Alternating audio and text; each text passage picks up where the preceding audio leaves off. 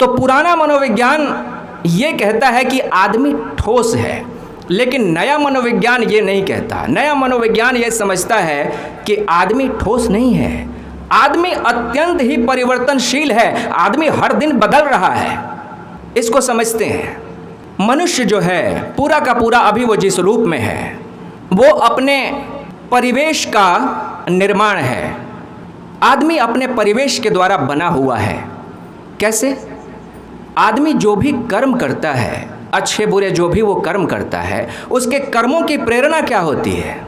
उसके कर्मों की प्रेरणा होती हैं उसके मनोभाव, मन की भावनाएं, मन के विचार। और मनोभावों की प्रेरणा क्या होती है? विचारों की प्रेरणा क्या होती हैं? संस्कार। और संस्कारों की प्रेरणा क्या है? परिवेश, समाज।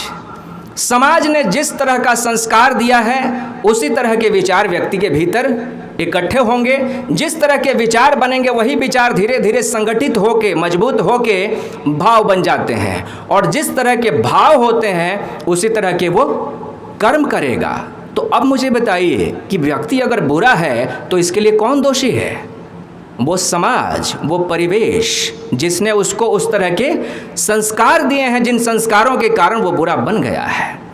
कोई बच्चा इस दुनिया में अपने भीतर बुराई लेके तो नहीं आता। कोई बच्चा इस दुनिया में अपने माथे पे कातिल लिख के नहीं आता, हत्यारा लिख के नहीं आता। कोई बच्चा ऊपर से अपराधी का सर्टिफिकेट लेके नहीं आता। वो बनता है यहीं पे। जिस परिवेश में हम उसको डाल देते हैं उस परिवेश से वो प्रभावित हुए बिना रह ही नहीं सकता। मनुष्य अपने परिवेश से, अपने वातावरण से प्रभावित हुए बिना नहीं रह सकता, असंभव। आप जान के हैरान हो जाएंगे कि मनुष्य के चरित्र पे कितनी छोटी छोटी चीज़ों का प्रभाव पड़ता है। एक व्यक्ति को अगर एक कमरे में रखा जाए लगातार, मान लीजिए 6 महीने या 1 साल, और उस कमरे का रंग पूरा लाल हो, लाल रंग से रंगा हो वो कमरा, और उसी व्यक्ति को एक दूसरे कमरे में रखा जाए, उस कमरे का रंग सफ़ेद हो, 6 महीने तक लाल रंग के कमरे में और 6 महीने तक सफ़ेद रंग के कमरे में रखा जाए, दोनों कमरों के रंगों का उसके व्यवहार पे अलग अलग प्रभाव पड़ेगा। लाल रंग का अलग प्रभाव है और सफ़ेद रंग का अलग प्रभाव है ना। दुनिया में जितनी दुर्घटनाएं होती हैं गाड़ियों की, आपको पता है किस रंग के गाड़ी की दुर्घटना सबसे अधिक होती है? आपका क्या अंदाजा है? लाल रंग के गाड़ियों की दुर्घटना सबसे ज़्यादा होती है। सबसे ज़्यादा एक्सीडेंट्स होते हैं लाल रंग के मोटरसाइकिल्स के, लाल रंग के कार्स के। क्यों? क्योंकि लाल रंग जो है वो सबसे ज़्यादा आकर्षक है। वो सबसे ज़्यादा आपके ध्यान को खींच लेता है, अनावश्यक ही अपनी तरफ वो खींच लेता है।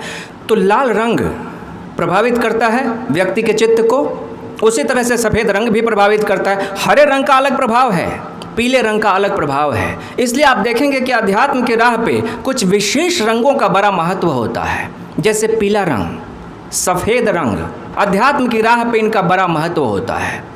ठीक इसी तरह से मनुष्य जीवन में छोटी छोटी चीज़ों से प्रभावित हो रहा है। ये तो एक रंग का उदाहरण दिया मैंने।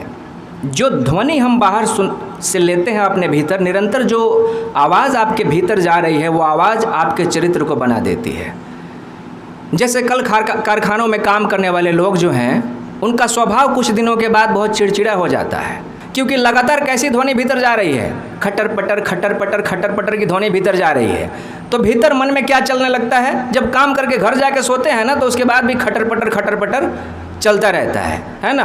तो घर में बीवी से बात करेंगे, बीवी अच्छी बात कर रही है, लेकिन इनके भीतर क्या चल रहा है? खटर पटर।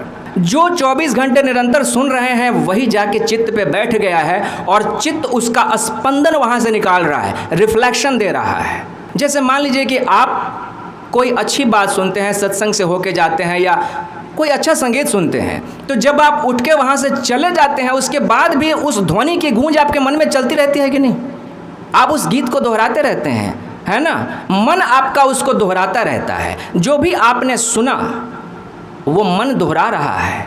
आप रास्ते से गुजर रहे हैं, वहाँ से एक गाड़ी वाला गुजर गया है एक संगीत बजाते हुए, आपने ध्यान नहीं दिया कि क्या संगीत बजा है, लेकिन मन ने उस संगीत को भीतर पकड़ लिया है। कानों से तो भीतर चला गया ना जी, वो कानों से भीतर गया है और जाके मन पे चिपक गया है, मन पे एक संस्कार की तरह वो बैठ गया है।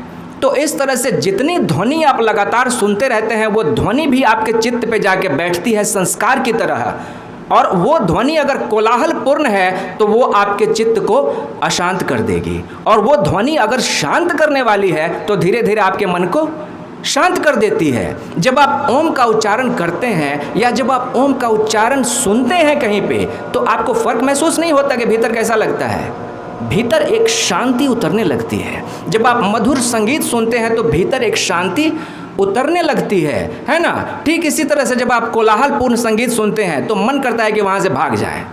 जब आप बाज़ार में जाते हैं तो वहाँ ठहरने का मन करता है? नहीं, बाज़ार में ठहरने का मन नहीं करता, है ना। तो बाहर से आने वाली एक एक चीज़, दृश्य, ध्वनि, हर चीज़ आपको प्रभावित कर रही है। छोटे से छोटे संस्कार आपको प्रभावित कर रहे हैं। नेपोलियन के जीवन की कथा है कि नेपोलियन जो अपने जीवन का अंतिम युद्ध हारा था, वाटरलू की लड़ाई, वो बिल्लियों के कारण हारा था। नेपोलियन की एक कमज़ोरी थी, वो बिल्ली से डरता था। बिल्ली से डरने के पीछे की कहानी ये थी कि जब नेपोलियन छोटा बच्चा था, 4-6 महीने का था, वो पालने में सो रहा था, तो उस पालने के ऊपर एक बिल्ली आके बैठ गई। जब छोटे बच्चे ने उस बिल्ली को देखा तो डर के मारे चीख पड़ा। उसकी माँ दौड़ती हुई आई और बिल्ली को भगाया वहाँ से, लेकिन बच्चा बुरी तरह से डर गया था। वो रोता रहा काफ़ी देर तक। उसके बाद से बिल्ली का डर उसके मन में हमेशा हमेशा के लिए बैठ गया। वो बड़ा हो गया, वो महान सेनापति बन गया, वो महान विजेता बन गया नेपोलियन, लेकिन बिल्ली का डर उसके मन से नहीं गया, क्योंकि वो बचपन का एक बहुत ही मजबूत संस्कार बन के उसके भीतर बैठ गया था।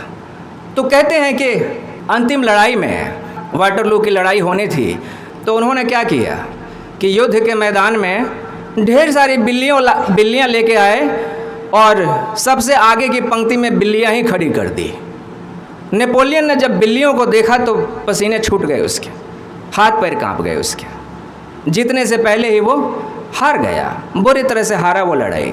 तो ये छोटी छोटी बातें हैं जो आदमी के चरित्र को प्रभावित करती हैं और आदमी का निर्माण करती हैं। इसलिए नया मनोविज्ञान कहता है कि आदमी परिवर्तनशील है, आदमी ठोस नहीं है। आदमी को आप अच्छा या बुरा इस तरह का लेबल नहीं दे सकते। जो आज बुरा है वो कल अच्छा हो सकता है, और जो आज अच्छा है वो कल बुरा भी हो सकता है। निर्भर करता है किस पे? 99% ये बात निर्भर करती है कि किस परिवेश में वो रहता है, किस वातावरण में जीता है। वो वातावरण उसको बदल देगा, है ना। इसीलिए भारत में संगति को लेकर इतना सतर्क रहने की बात कही गई है। कहा गया है ना कि अगर बुरी संगत में रहोगे बुरे हो जाओगे, अगर अच्छी संगत में रहोगे अच्छे हो जाओगे। सत्संगति का इसलिए इतना महत्व गाया गया है यहाँ पे। सत्संगति मतलब अच्छी संगति, भले लोगों की संगति, सात्विक सोच वाले लोगों की संगति। संगति आदमी को बना देती है।